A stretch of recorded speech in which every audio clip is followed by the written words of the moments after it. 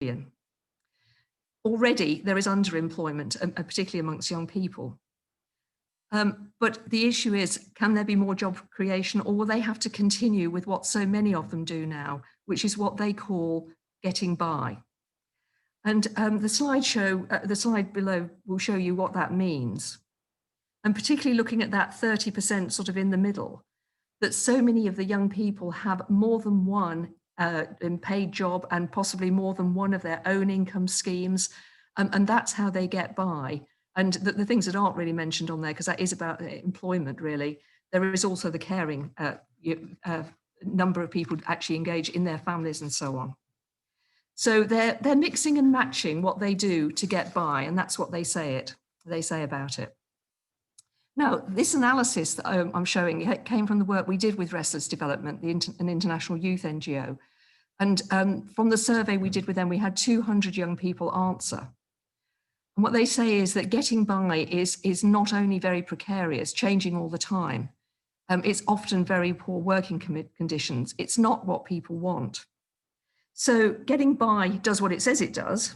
And the workshop we held in Cambridge showed that people wanted really not just to get by, but as the slideshow says, to make a life. That's what they really want. And we asked them what that would mean, what would they want to do? And you'll see that the bigger numbers there are actually having their own business and perhaps having their own farm.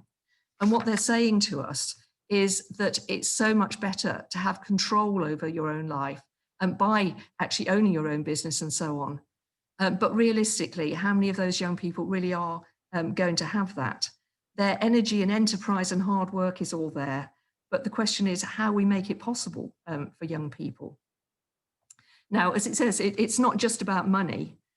Young people want to make a contribution to their communities, to their families, and they want to have status about being somebody that's done something. And we talk a lot about the social safety nets, which is in UK terms, our social security systems.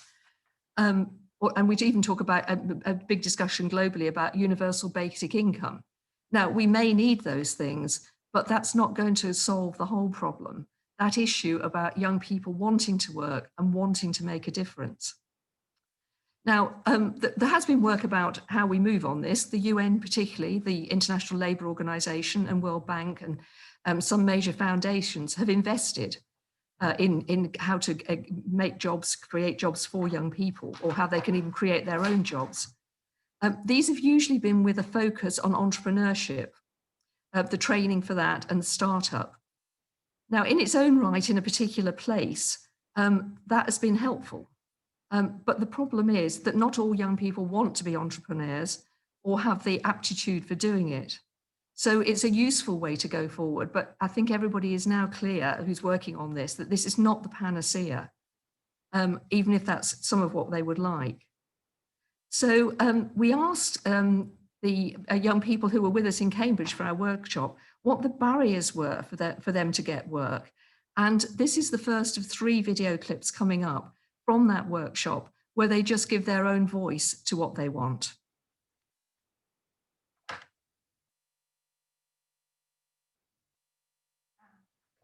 No problem.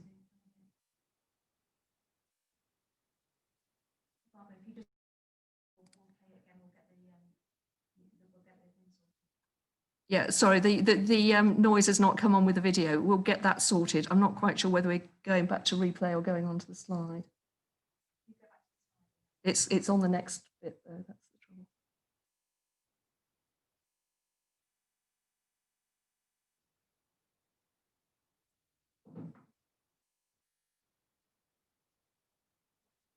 Can you ask Linda to put the slide up?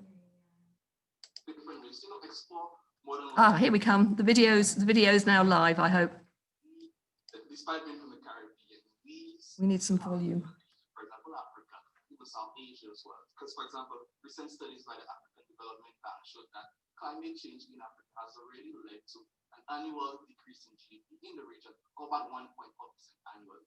So, I mean, with us, this is just Africa, and with us in the Caribbean, this is even larger, you know. So, it is a great concern, and a great concern for young people, because we are now looking for different ways to explore more than what we call the generic jobs. But with that comes a challenge. So what if I want to go into the blue economy? Oceans have been affected. I'm going to go into agriculture, but increasing temperatures are making it more difficult to, for our business to prosper. So how can, in the times when jobs are becoming limited, I'm now trying to be innovative, but the factors that surround that makes it difficult.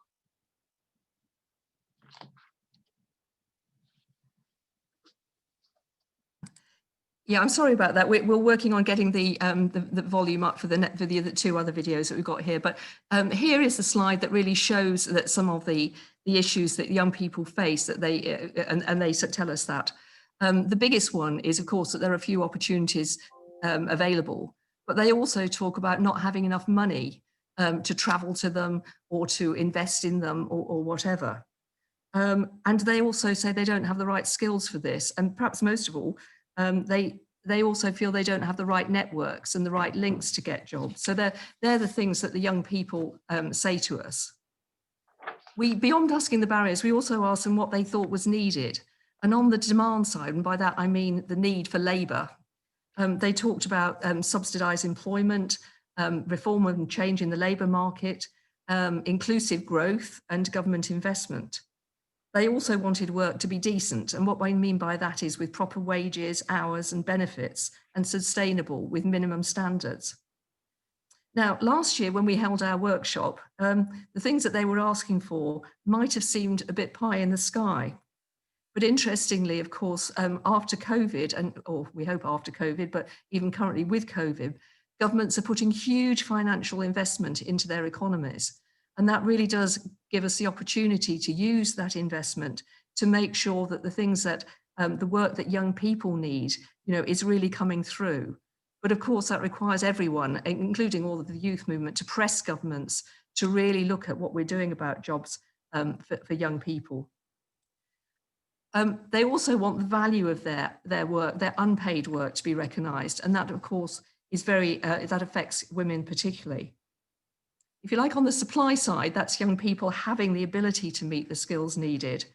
There are core skills which employers and young people say themselves is needed. At the bottom of that slide, you'll see what we might think of the obvious ones, the basic education and perhaps the technical skills in a particular job. But in fact, what employers say is that they can actually deal with the technical skills when they're in work. What they need are these transferable skills and the soft skills of actually how to engage and work with other people. And those are obviously not the ones that are taught in schools, and we need to think about ways to get those skills. Now, the next video describes how the ways that they suggest that they can get skills. So I hope this one will come through nicely for you.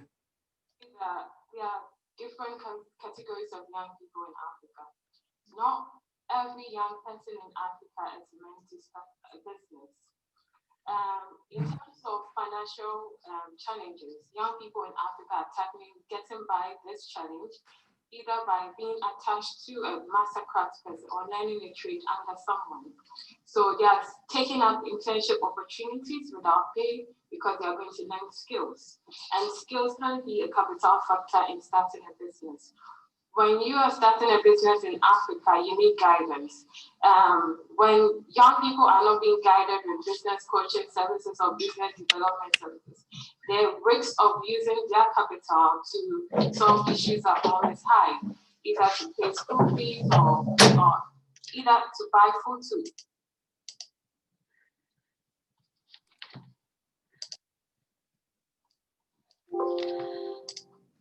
eat. So if there's guidance, if there's mentorship, I think the big picture of accessing finance lack of accessing finance will be on the low. Okay, that's good. Let's. I'll keep going. But now you can see what the sorts of things are that young people are saying. But globally, we're really only at the starting gate on getting momentum on this big challenge. And the one thing that all of us working on this here feel passionately about is the role of young people themselves in determining their future. We know that at the moment, if a government or the World Bank or others fund an initiative, they may ask at the end what young people did or didn't get out of it. But they rarely start with young people right at the beginning in co-creation. And yet we know that they are far more likely to understand the circumstances that they are in, their needs, and what might or might not work for them than we are. Now, it's not that they don't need other people to advise them, to have ideas from experts, but if we don't have them involved right from the beginning, we really leave them out at our own peril, because we make the programming ineffective. And even worse, we're not using the energy and innovative ideas of young people themselves. Now, the next final little video clip just talks about how young people are taking the opportunity to innovate themselves. Back in Ghana, we have models. We have innovative hubs. They are created by we young people. So there's one called Ideas for Africa Innovation Hub. And what we do is that we train young people who have brilliant ideas, innovative ideas, most especially in the technology or digital sector. And we take them through a business coaching model. So we pair them in groups, and at the end of the model, they are supposed to present their business findings of what they want to do. And so when we realize, what we realize is that when they work together in synergy, there's more of ideas generated. Even as we here today as game changers, yesterday we realized that when we collaboratively work together, we are able to understand most of the issues affecting us, and we are able to speak up. We are able to get encouraged to have the voice to speak up to issues, and I think that's a good space, and we need to push the agenda. The peer-to-peer mentoring works well in Africa. Yeah, so there's a very positive view from one young person from Africa about what they can do and how that's moving. Now, we're, as I've said, absolutely committed to working with young people central right from the start of anything we do in the work from Cambridge. And what I'm going to do now is to hand over, first of all, to Anna Barford, who's going to describe the project that we have in Uganda, working with young people on work and on the effects of climate change on work. And then that'll be followed by Katarzyna Czeslik. And Katarzyna is going to talk about what are known as NEETs. That is young people, well, people anyway, young people who are not in education, employment, or in training. And obviously that is a very particular issue that is not just about women, but has a very strong impact on young women. So I'll start by handing over to Anna to tell us more about Uganda. Okay, good afternoon, and thank you for coming. Today, I'm going to build on what Barbara's already said about this generation of peak and peaking youth populations and the structural deficit of decent work that they're currently living with. And then what happens when you add climate change into this mix.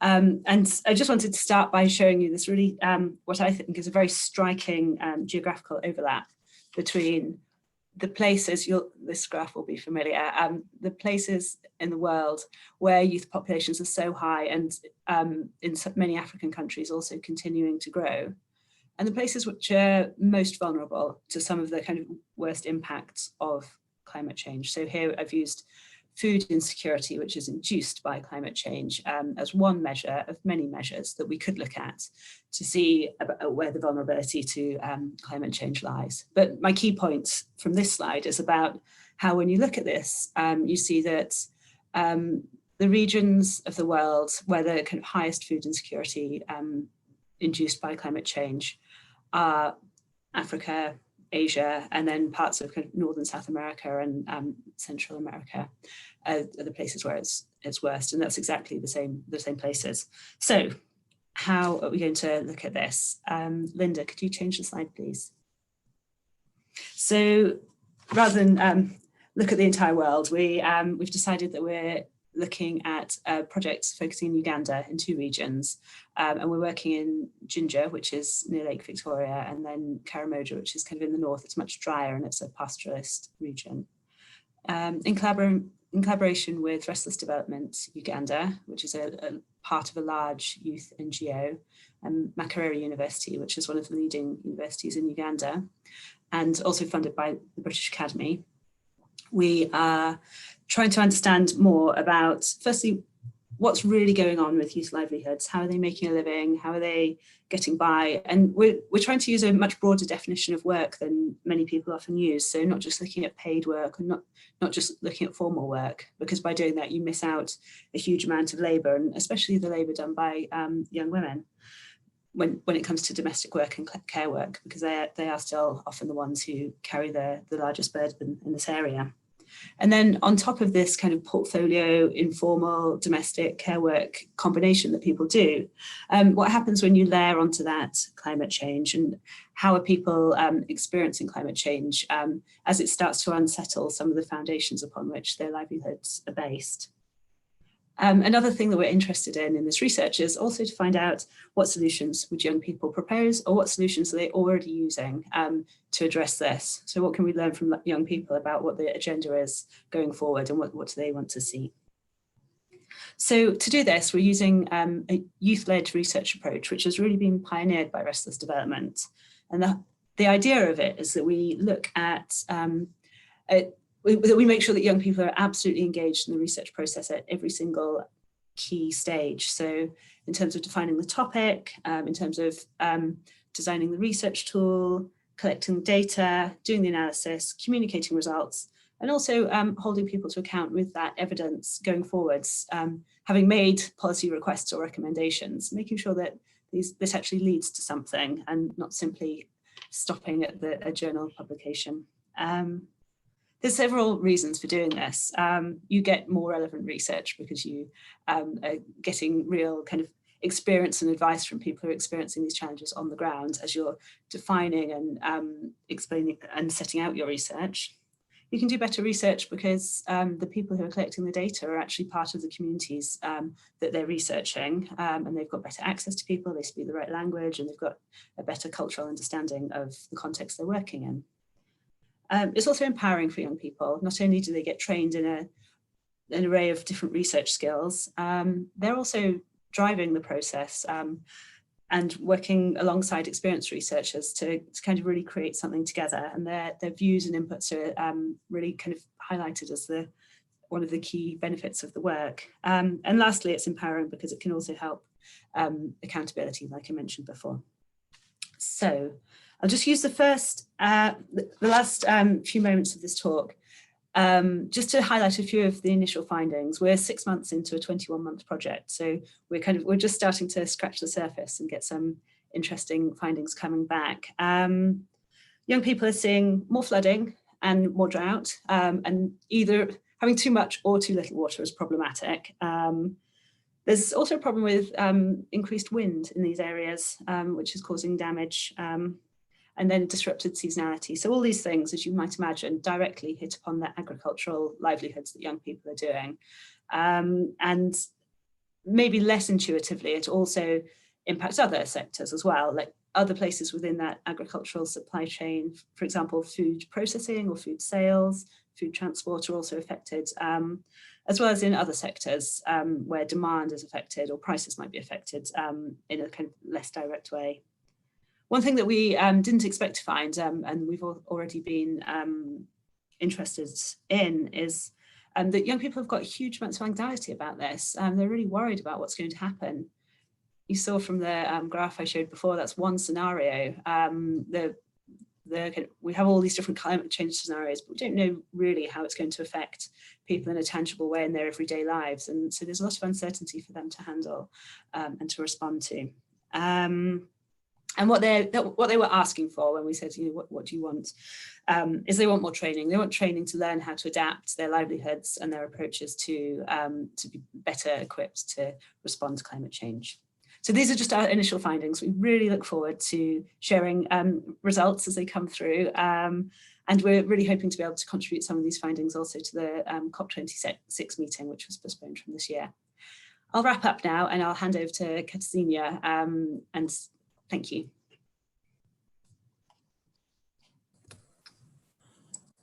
Hi, hello. Could I ask for the next slide, please? Yes. Hi. Hello, everyone. My name is Katarzyna Sislik, and I'd like to talk to you about the needs young people not in employment, education, or training, aged more or less 16 to 24, although that varies. Controversial as the NEET label is, it is a very important concept nonetheless, as it even made it to the Sustainable Development Agenda, you can see on the left. So while Goal 8 advocates full and productive employment and decent work, Target 8.6 represents a direct commitment to substantially reducing NEET rates globally by 2020. So as you can see, this target expires this year, right now. So ILO evidences that progress indeed is stalled, as you can see on the graph on the right. The global NEET rates have gone slightly down. That's the thick blue line, the global ones, around 21%. And this is due to the progress made mostly in developed countries, where the high NEET rates were mainly attributed to the economic recession. But in developing countries, NEET rates are linked to population dynamics, or the youth bulge, as explained by Barbara, and they're still on the rise. I don't want to bore you with numbers too much, but I just want to mention that there are twice as many women NEETs as there are men. And women also tend to retain the NEET status substantially longer than men. So against this background, I just set out to look at the existing evidence, the policies, and question why is the international development sector and the national governments failing the NEETs, specifically in sub-Saharan Africa. Next slide, please. Thank you. So to just go beyond the numbers a little bit, I would like you to have a look at the picture here on the left. These are Doris, Dieudonné, Ernst, and Philbert, and they're my research assistants a while ago in Burundi, graduates of the University of Burundi. Today, they're NEETs, caught between what anthropologists call waithood and side hustle. So waithood refers to this very particular state of youth when their chronological age defines them as adults, but they actually have not been able to attain what we call social markers of adulthood, right? So earning a living, being independent, establishing families, paying taxes, providing for potential offspring. So instead, they're constantly hustling, juggling small jobs, gigs, often for family members, living with their parents, obviously, to get by, right? So tough as this picture is, it is also much more complex and nuanced. In this very brief presentation, I will just share with you a couple of what I call myths and misconceptions that actually hinder effective policy response to the NEET issue. The first one is this assumed incapacity of the education and training systems. So the majority of existing youth labor policies are on the supply side, yeah, the interventions, they're about skill training. So now what I find is that over the past 20 years, the enrollment in higher education have more than doubled in sub-Saharan Africa, and the higher education sector on the entire continent has been expanding at almost twice the global rate. So as a result, the cohort of young people who are actually entering the labor market today is the most educated to date. Yet jobs remain scarce, right? So labor demand side interventions are needed, and potentially vocational training and technical training provided on the job by the private sector. Then second, the vast majority of NEET-oriented interventions are actually based on this micro-entrepreneurship approach, like the National Youth Revolving Funds. They have them in Ethiopia, they have them in Uganda and a couple of other countries, which are essentially microcredit schemes. Right? At the same time, research found to date no definitive evidence that this kind of microfinance intervention has a lasting impact on poverty, household income, or living conditions. And the existing evidence is really circumstantial. It works in particular contexts for particular groups. So what we do know is that microfinance bears substantial risks like extreme over-indebtedness, market saturation, crowding out effect, and all of that. Yet this is the #1 policy that we're now pushing on young people. Now, the informal sector. So up to 90% of working populations in different African countries, depending on the country, work exclusively or partly as income supplementation in the informal sector. But policy interventions to harness this extremely productive potential of the informal sector remain very scarce, right? Now, the same is true for agriculture. Yeah, so between 60 to 80% of all labor force in sub-Saharan Africa pursues agriculture-based livelihoods. In fact, even the NEETs that are captured by the statistics mentioned before are in fact subsistence laborers on their family farms. They just describe themselves as not having actual employment. Yet there is very few policy interventions that could help them innovate on the farm, right? Grow, increase productivity, even microcredit, contested as it is very rare in rural areas. And finally, yeah, the gender component. So need problem has a gender dimension, right? I mentioned it before. Young women often withdraw from the labor market because of caring duties, which include both young children and sometimes more importantly, family elders. And then the policy intervention here is usually empowerment through advocacy. It is based on the assumption that the situation is a result mostly of cultural norms, which could be partly true. But in fact, support infrastructure, just like childcare and care home facilities, are virtually inexistent in most of countries in sub-Saharan Africa. So I will stop here with these 5 kind of insights for the sake of time, refraining from adding how the COVID-19 actually contributed to this already very grim picture. It has in South Africa, I think I saw it yesterday, it's over 56%, the needs rates. It's heartbreaking, but I'll be happy to answer any questions. Thank you.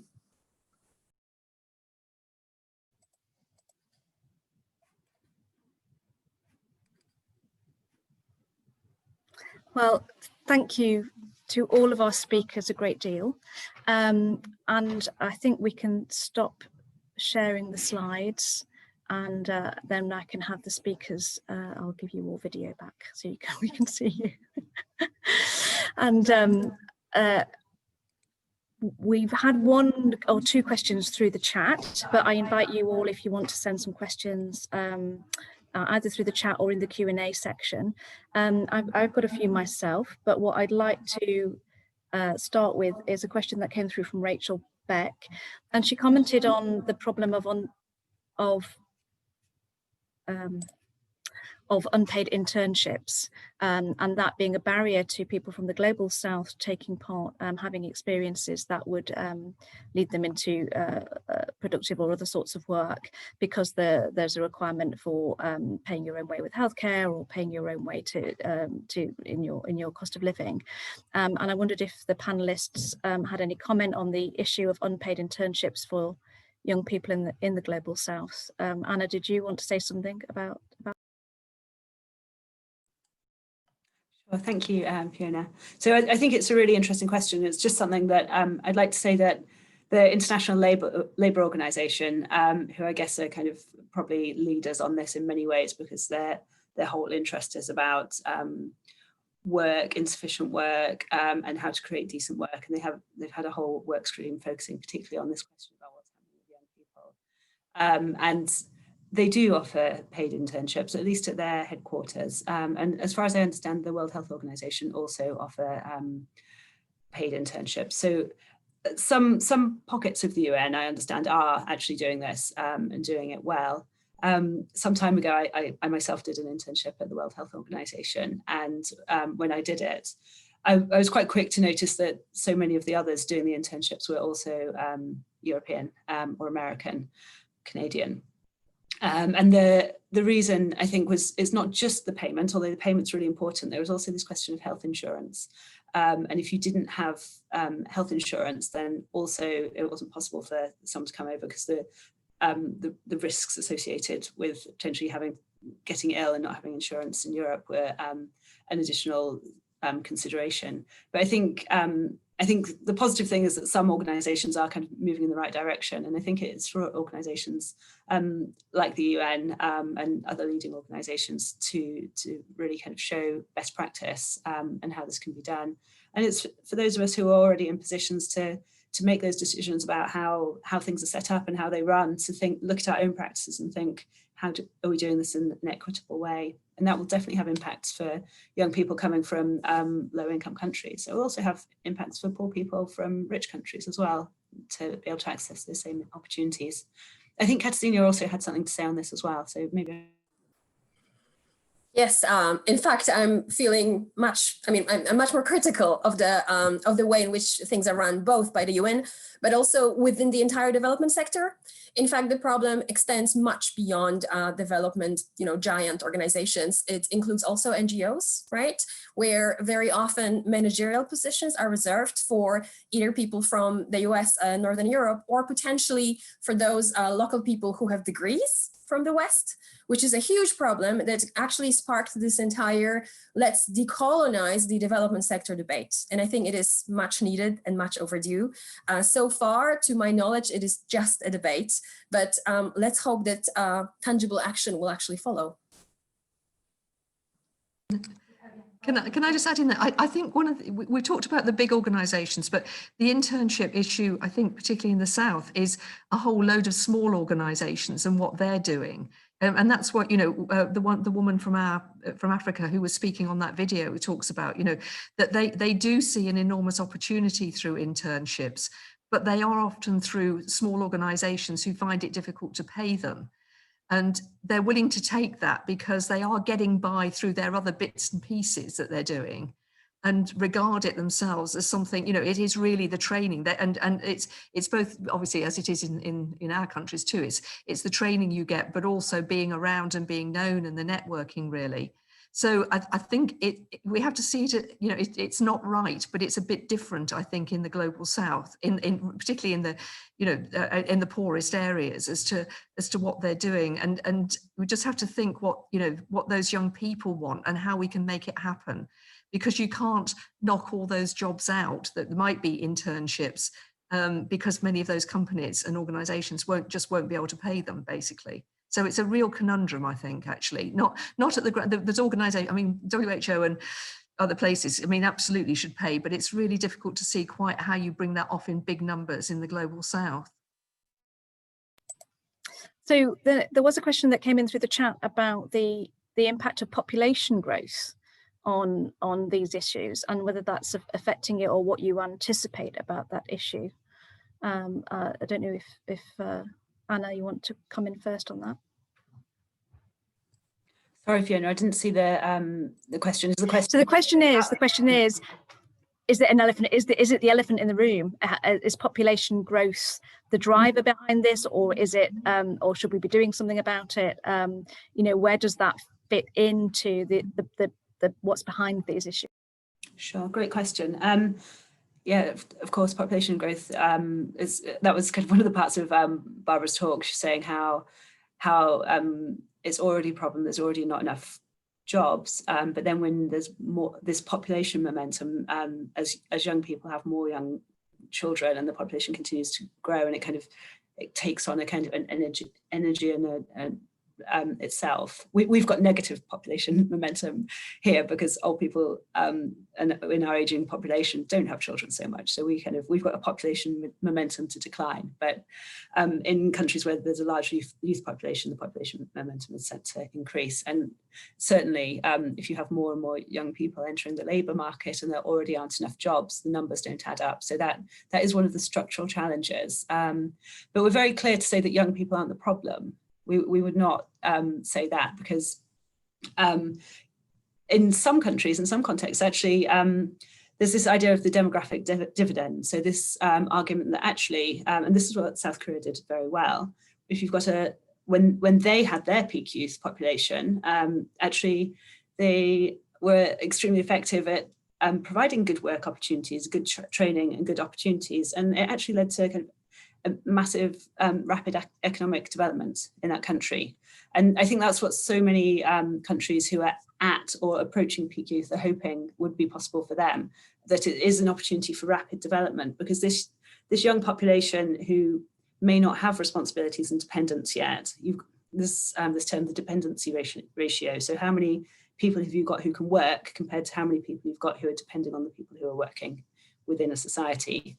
So if you've got lots of people who are able to work proactively and contribute to the economy, then you've potentially got a kind of an economic motor there. But you have to have the structures in place. You've got to have the education, the training, and the work opportunities to be able to take advantage of that. And this is part of the challenge. So it's not young people per se who are the problem. It's the lack of opportunities that they're facing at the moment. So lots and lots of questions coming in. you've all warmed up, so I'm trying hard to keep up with them. We'll do as many as we can that we can get through in the next few minutes. There's a question come in. It's two similar questions. What are the most effective strategies to creating jobs? But also a question about what novel labour schemes are being discussed, potential for job sharing, and that sort of thing. So is there anything you want to stress to highlight in what you've said so far, or anything else you know about what we think might be the most effective, or do we need to do more work, and what novel things have you seen that might work? Can I start? Yeah. If I start, and then Katarzyna can come in with some more of the, answers to what's been tried, really. But I think, to be honest, I mean, this is absolutely the point of the research that we're doing, because nobody really knows what to do about this, and mostly because it's been quite hidden, really. We haven't known about it. And it's only recently, except in certain, obviously particular organisations, that people have really, really thought about that. And I think, as Katarzyna said, in governments in the South, they've often just gone for the education issue and not really thinking about the whole economy, or, how you can create jobs. I suppose to tie in with another question that was on here as well, though, we have to remember that it was about technology. And we have to remember just how much technology is being used in a different way in the global South, including particularly in Africa. And that's where I think some of the innovative skills might come in, about young people there really, Kenya, after all, maybe I'll give a little story. When I was chief exec of Oxfam, I went to Turkana in Kenya, and I saw actually how cash transfers would be given to people. This was in a period of huge drought. And it was all being done right up in the far north in a mud hut, with a machine that you could just put the person's smart card on, and then the local person who come in from the bank churned out the money to give them. And I said, when I was there, I said, I've seen the future, and it's in Turkana. We had nothing like that in this country, and we still are only on the edge of that. So it is possible that things can be done in a different way, because as some people have hoped, actually, that you can do some sort of leapfrogging over the straight industrial world that we've been used to, and move on to something rather different that it's hard for us to imagine, because we're not living a life, even our young people aren't quite as hooked up to the smartphone as a lot of those people in those developing countries are, and figuring out how to use things in different ways. And part of it is to make sure that's supported. Because I remember, again, at our workshop, one of the young men said, this was in Uganda actually, he was doing lots of business on his smartphone, basically. But the trouble is, the government had actually put a charge on all social media, and that was nothing to do with the economy. It was to do with the fact that the government didn't want the political opposition to develop. But because they'd put that tax on, it was actually stopping a lot of young people doing their business. Now that's the sort of thing that we need to look at and understand, because it is those central government policies often that either can support or get in the way of young people who are already innovating and trying to do something different. But I'll leave it to Katarzyna to say a few more things about which sort of job approaches are working, if we really know them. Sure. So maybe it's a bit of a macroeconomic kind of answer here, and I want to raise 2 points. So the first one is that employment opportunities in low-income countries, as we call them, awful name as well, reflect the pace of economic and structural transformation, right? So in designing these policies and strategies to meet the entry into employment challenge for youth, the starting point is to diagnose the economy. And then from then we can kind of try to map out future employment opportunities, right? But the private sector simply has to step up. So attracting a private sector employment is private sector investment is extremely important. And when it comes to like more tangible things, that's my second point, we do have quite a lot of evidence, but it's always extremely context specific, right? So if you're interested to look into this, you might want to check out the website of an organization called 3IE. they do systematic reviews of such evaluations to draw some general conclusions.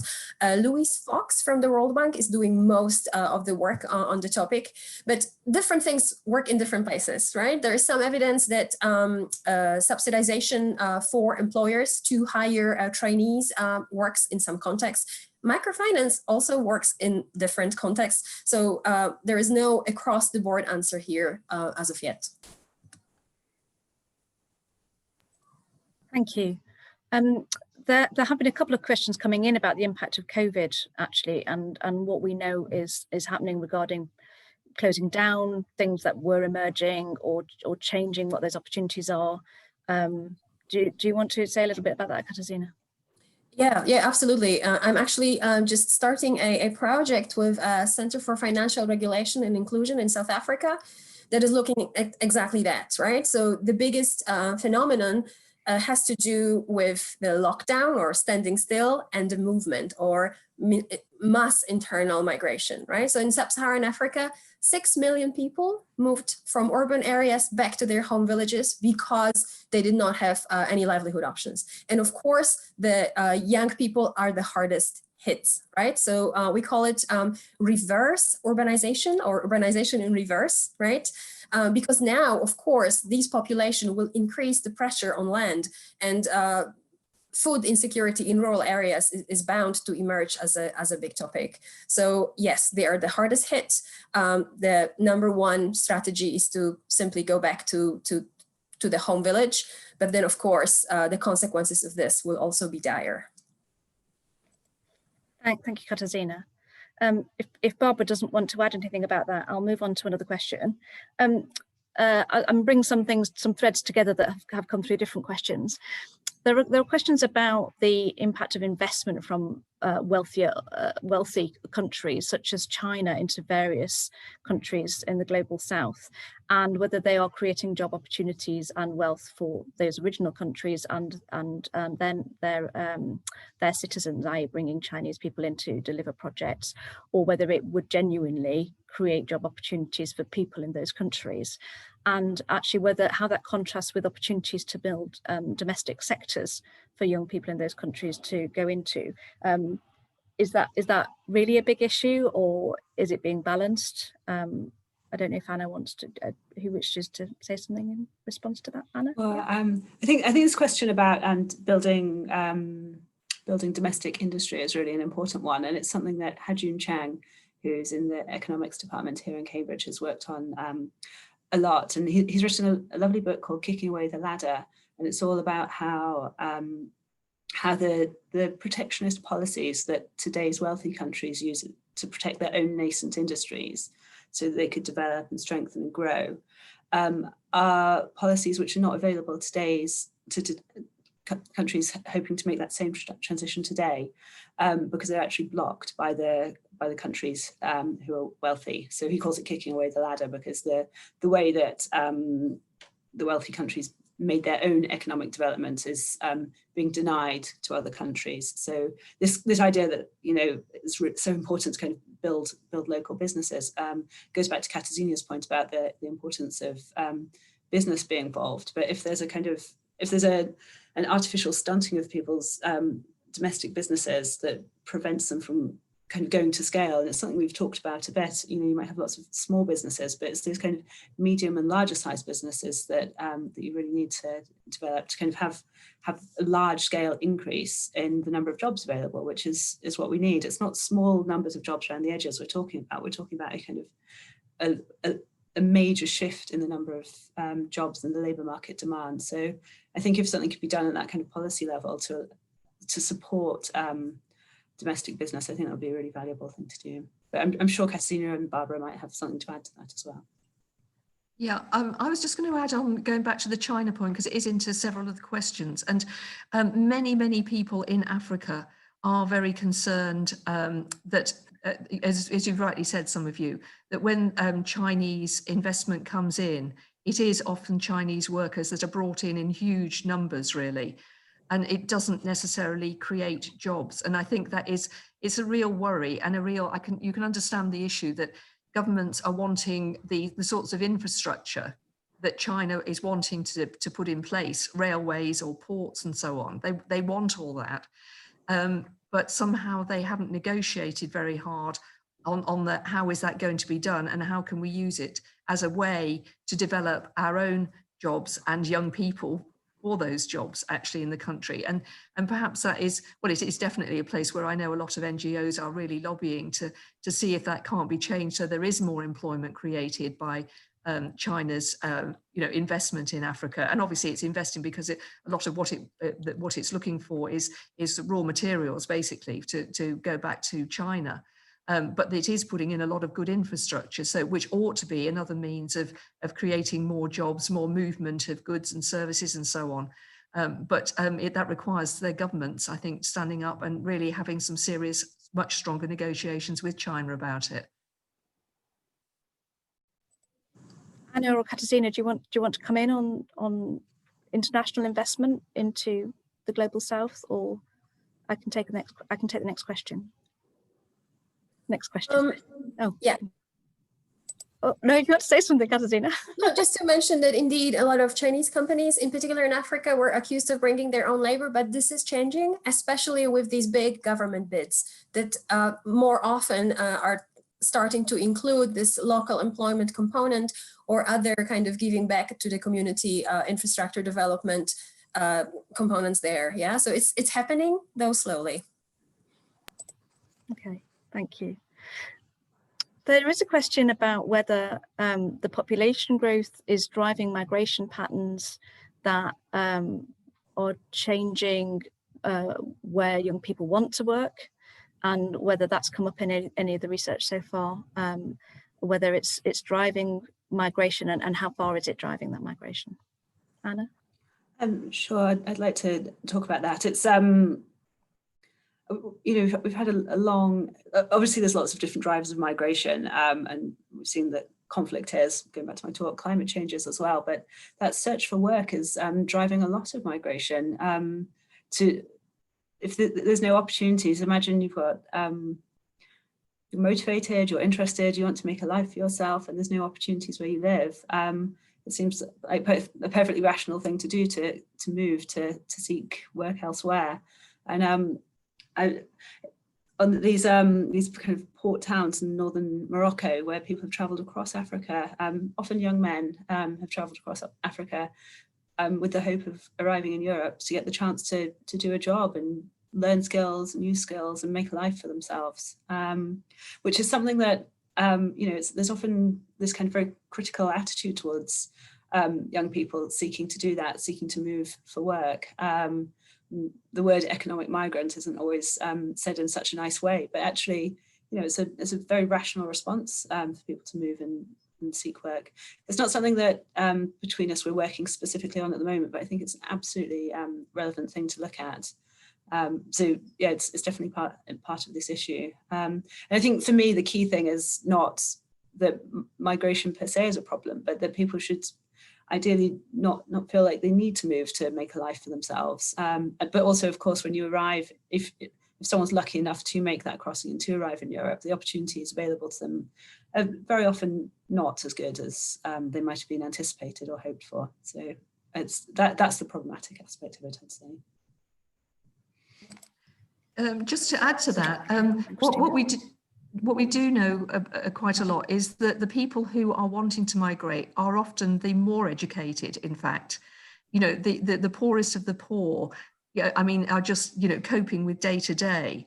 But it is those who've had a little bit of education, and of course we know too that because you can now see and understand so much of what's going on in other countries, particularly through social media and so on.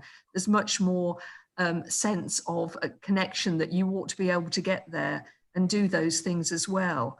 So as it's been said by Anna, it's very understandable why people would want to go. And I'm quite interested actually that a lot of the literature that's coming out of Africa is about migration, either people who are left behind but they have relatives who have migrated and that they want to get there too, or what it feels like to be a migrant in other countries. It is a phenomenally big discussion issue in Africa itself, really.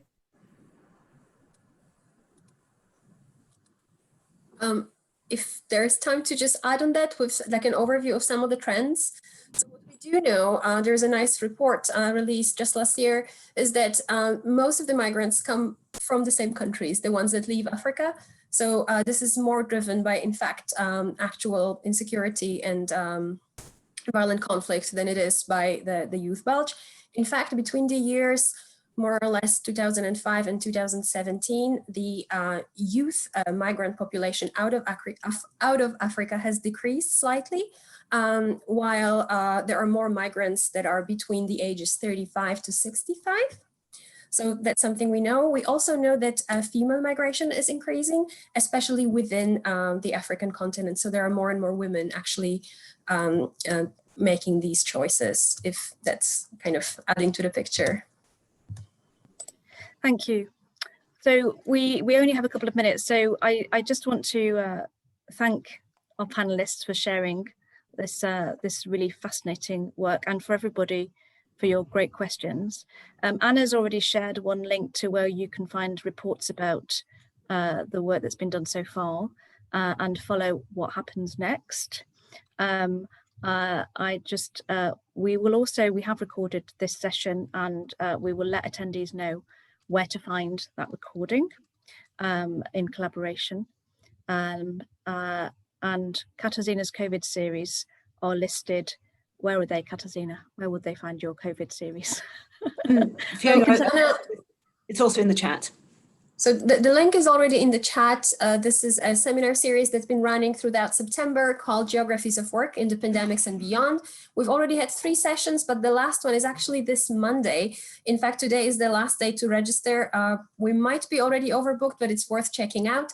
Through the link, you will be redirected to the Eventbrite website. And of course, it is free and available to all.